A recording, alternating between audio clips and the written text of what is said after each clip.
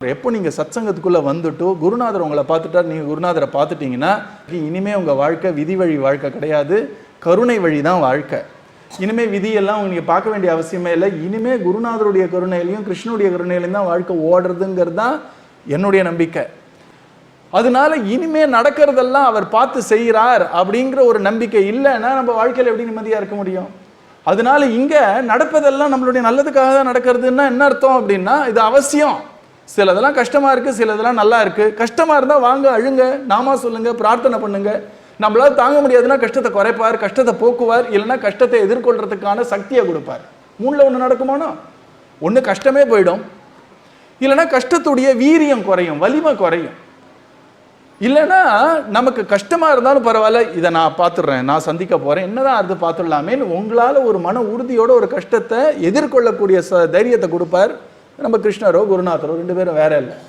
அதனால இப்போ வாழ்க்கையில நடக்கிற விஷயம்லாம் எப்போ குருவுடைய ஒரு பாத சாயையில வந்துட்டோமோ அப்போ அவர் தான் நிர்ணயிக்கிறார். அவர் கொடுக்கறதெல்லாம் பிரசாதம். பொதுவாக நம்ம கோவிலுக்கு போறோம், கோவிலுக்கு போய் நம்மளை பழக்கிறதே எதுக்கு தெரியுமா? வாழ்க்கையில ஒரு வாட்டி ஒரு குரு வருவார், ஒரு ஆச்சரியமான அவதார புருஷர் வருவார். அவர் வரும்பொழுது அவர் எப்படி நீங்க நடத்தணும், அவர்கிட்ட எப்படி நடந்துக்கணும்னு ஒரு பழக்கம் வேணும் இல்லையா? தெய்வத்துக்கிட்ட எப்படி நடந்துக்கிறோமோ அப்படிதான் குரு கிட்ட நடந்துக்கணும். இது நான் சொல்லலை, உபனிஷத் சொல்றது. ஸ்வேதாஸ்வதர உபனிஷத்துன்னு ஒரு உபனிஷத், நம்ம வேதம் சொல்றது. முதல்ல தெய்வத்துக்கிட்ட பக்தி வை, அந்த பக்தியை நல்லா பழகு, அதே பக்தி எடுத்து குரு கிட்ட வை, அப்போ உனக்கு தத்துவங்கள்லாம் ஹிருதயத்துல பிரகாசிக்கும்னு இந்த வேதம் முடியறது. அதனால நம்ம கோவில்ல பழக்கப்படுத்துறதே சும்மா சுவாமி கும்பிட மட்டும் இல்லை, அதுல நிறைய சம்ஸ்காரங்கள் நமக்கே தெரியாம உள்ள வருது. சம்ஸ்காரம்னா நம்மையே அறியாம உள்ள சில கருத்துக்களும் சில ஒரு அறமும் நமக்குள்ள அப்படி பதிவு ஆறுது. அப்படின்னா என்ன அர்த்தம் சொல்றேன் உங்களுக்கு. பொதுவாக கோயிலுக்கு போறோமா, கோயிலுக்கு போகும்போது நீங்க என்ன பண்றீங்க, நல்ல காஸ்ட்லியா ஒரு திராட்சை வாங்கிட்டு போறீங்க. ஒன்னொருத்தர் என்ன பண்றார், வெளில இருக்கக்கூடிய 4 பூம்பழம் வாங்கிட்டு போறார். ஒன்னொருத்தர் என்ன பண்றார், தன்னால முடிஞ்சது இவ்வளவுதான் ஏதோ ஒரு 1/2 முழம் பூ எடுத்துன்னு போறார். ஒன்னொருத்தர் என்ன பண்றார் அப்படின்னா நிறைய நல்ல காஞ்ச உலர்ந்த திராட்சை எடுத்துன்னு போறார். ஒன்று உள்ள வரும்பொழுது வேல்யூ வேற வேற. திராட்சைக்கு என்ன ஒரு வேல்யூன்னா 400 ரூபாய் திராட்சை, அது வாழைப்பழம் 4 ரூபாய், இந்த உலர்ந்த திராட்சை அப்படிங்கிறது ஒரு 20 ரூபாய், இந்த 1/2 முழம் பூங்கிறது 20 ரூபாய். இப்படி அத்தனை பேரும் உள்ள எடுத்துன்னு போறோம் இல்லையா? அது நேரம் சந்நிதியில் அந்த பட்டர் எடுத்துன்னு போறார், பகவானுக்கு எல்லாரும் அர்ப்பணிச்சிட்டார். இந்த காலத்தில் கொஞ்சம் மாற்றி செய்கிறார்கள். அந்த காலத்தில் யார் என்ன கொடுத்தாலும் பார்க்க மாட்டார்கள், எல்லாத்தையும் எடுப்பார்கள். கொஞ்சம் திராட்சையை எடுத்து 1/2 முழம் பூ கொடுத்தவன் கையில் போடுவார், இன்னும் இந்த பூம்பழத்தில் ஒரு பழத்தை எடுத்து திராட்சை வாங்கினவன் கையில் போடுவார். அப்புறம் ஏதான ஒரு உலர்ந்த திராட்சையை உலர்ந்த திராட்சை கொடுத்தவங்கிட்டையும் வரலாம். வேற யாரெல்லாம் ஒன்றுமே கொண்டு வராமல் வராங்களோ அவங்களுக்கும் கொஞ்சம் திராட்சை கொடுத்து அனுப்புவார். இப்போ வெளில வரும் பொழுது இது வரைக்கும் நான் பார்த்ததில்ல, நல்ல வேலையா நமக்கு நல்ல வேலையா அந்த புத்தி இருக்கு.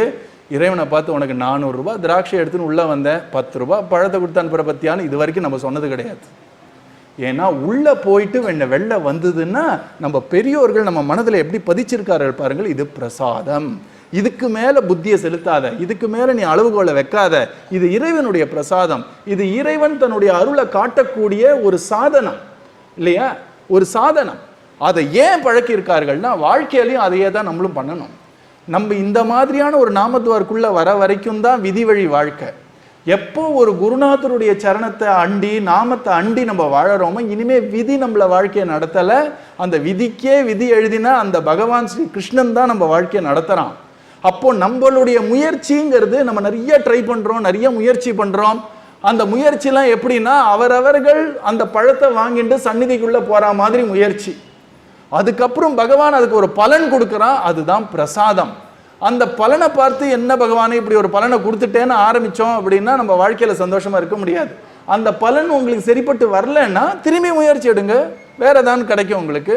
இந்த பலன் இப்படி குறைச்சி வந்துருத்தேன்னு வாழ்க்கை முழுக்க புலம்பிருந்தானா முன்னேற முடியுமா?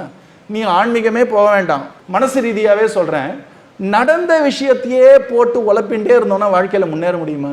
நடந்ததை மாற்ற முடியுமா? முடியாதோன்னா நடந்தது இப்படி தான் நடந்ததுன்னு ஏற்றுக்கொண்டா தான் அடுத்த ஸ்டெப்பை எடுத்து வைப்போம் நம்ம சரியான ஒரு எதிர்காலம் வரத்துக்கு. என்னன்னு ஆன்மீகம் நம்மளை நல்லா ப்ரிப்பேர் பண்ணுறது என்ன தெரியுமா சொல்கிறது?